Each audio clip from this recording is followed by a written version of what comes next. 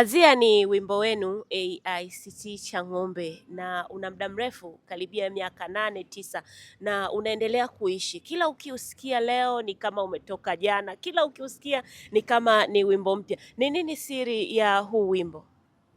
Siri ya huu wimbo ni katika ujumbe ulioko katika huo wimbo.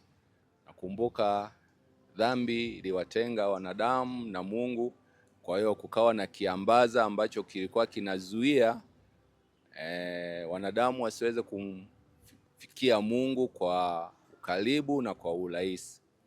Kwa hiyo wana wa Israeli wakati wanaambiwa na Mungu, Musa alipoambiwa kutengeneza hekalu, aliambiwa kuwe na pazia ambalo litapatenga patakatifu na papatakatifu. Kwa hiyo mtu ambaye alikuwa na dhambi alikuwa haruhusiwi kuingia sehemu ya patakatifu papatakatifu. Bwana wetu Yesu Kristo alipokufa pale msalabani, lile pazia lilipasuka, kwa maana ya kwamba kile kiambaza kiliondolewa na mwanadamu akawa na ule uhuru au kuwa na ile hali ya kuweza kumkaribia Mungu bila kupitia kwa mtu mwingine. Kwa hiyo alipata kile kibali. Ukimwamini Bwana wetu Yesu Kristo unapata kibali cha kuweza kufika mbele zake na kueleza mambo yako yote bila kupitia kwa mtu mwingine, kwa sababu pazia lilipasuliwa.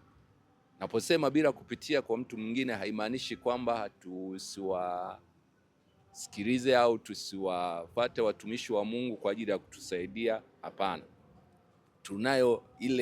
Tunao ule uhalali kama sisi wenyewe ambao mtu binafsi umemwamini Yesu, tunao uhalali wa kufika mbele za Mungu. Lakini pia kupitia kwa wachungaji bado inaruhusiwa.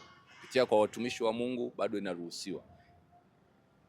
Ili mradi tu ujue kwamba na wewe pia unayo hiyo nafasi. Kwa hiyo wimbo unaelezea ukombozi wetu. Pazia lilipopasuka, kwa hiyo tuliweza kupata nafasi, tuliweza kupata uhalali wa kufika mbele za Mungu na kueleza mambo yetu. Kwa hiyo ni wimbo unaoishi, unaendelea kuzungumzia maisha hata tulionayo, na unaendelea kutoa mafundisho ya kuweza kumsaidia mwanadamu kuweza kufika mbele za Mungu bila kuwa na tashwishi yoyote, kwa sababu pazia la hekalu lilipasuka na tukapata ukombozi wetu. Sawa, huo ni wimbo unaoishi miongoni mwa nyimbo ambazo mnazo. Kuna wimbo mwingine ambao mnao na unaelezea maisha halisi ya binadamu ama tulionayo sasa hivi na unaendelea kuishi kama ambavyo unaishi wimbo huu? Tunao wimbo ambao unasema usiku wa manane. Kuna wimbo wa Gusa. Hizi nyimbo bado zinaendelea kuishi, ni nyimbo za zamani lakini bado zinaendelea kuelezea maisha tulionayo. Usiku wa manane unaelezea tabu ambazo wanadamu wanaendelea kuzipata, lakini pia unatoa suluhisho la kwamba katika tabu zote hizo kuna kipindi ambacho unaweza ukafika mbele za Mungu kwa utulivu, ukaeleza shida zako, haja zako na Mungu akakusikia. Mfano, Paulo na Sila wakiwa gerezani usiku wa manane, wako kwenye tabu ya kufungwa gereza, lakini waliendelea kuomba na milango ya gereza ikafunguka. Kwa hiyo ni wimbo ambao unaelezea nyakati tulizonazo hata sasa hivi. Ni wimbo wa siku nyingi, lakini bado unaelezea hali halisi hata ya maisha tulionayo.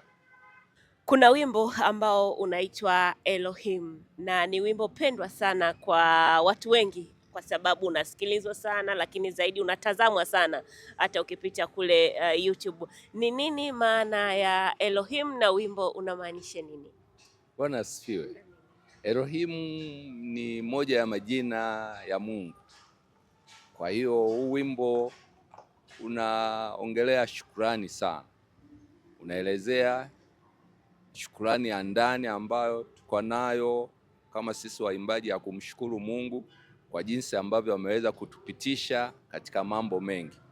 Kwa hiyo ni ujumbe pia ambao unaelezea hata maisha ya mtu binafsi. Unaweza ukapita katika changamoto nyingi, lakini unapaswa kumshukuru Mungu. Pamoja na changamoto zote unazozipitia, bado Mungu anaendelea kuwa Mungu na anaendelea kuwa ndio kiongozi wako, ndio kiongozi wetu, anatulinda na ndio maana tuliona kumshukuru Mungu kwa huu wimbo. Ni wimbo wa shukrani sana. Kwa hiyo ndio maana watu wengi wameweza kuupenda kwa sababu moja, wakati tunautoa ilikuwa mwishoni mwa mwaka, na mtu akafikiria mambo ambayo amepita ndani ya mwaka mzima, lakini Mungu bado akampa neema ya kuvuka. Kwa hiyo akaendelea kumshukuru Mungu. Hata na sisi tunaendelea kumshukuru Mungu kutokana na kwamba tumetembea kwa muda mrefu na mambo mengi yalikuwa katikati yetu, lakini Mungu akawa mwaminifu. Na mojawapo ya jambo ambalo tuliona kumshukuru Mungu ni katika kipindi cha corona. Watu wengi walipoteza maisha, lakini sisi Mungu akaendelea kuwa pamoja nasi. Alitulinda, akatushika kwa mkono wake, tukasafiri, tukatembea pamoja naye mpaka tukavuka, na mpaka sasa hivi tuko. Kwa hiyo ni wimbo unaoishi kwa sababu unaelezea maisha halisi ya kila mmoja. Kwa hiyo umependwa na Wakristo pia, lakini hata ambao sio Wakristo wanaupenda kutokana na kwamba unaelezea maisha halisi ya kila mmoja wetu. Endelea kuifuatilia YouTube channel yetu Jembe FM TZ. Subscribe, comment, like and share.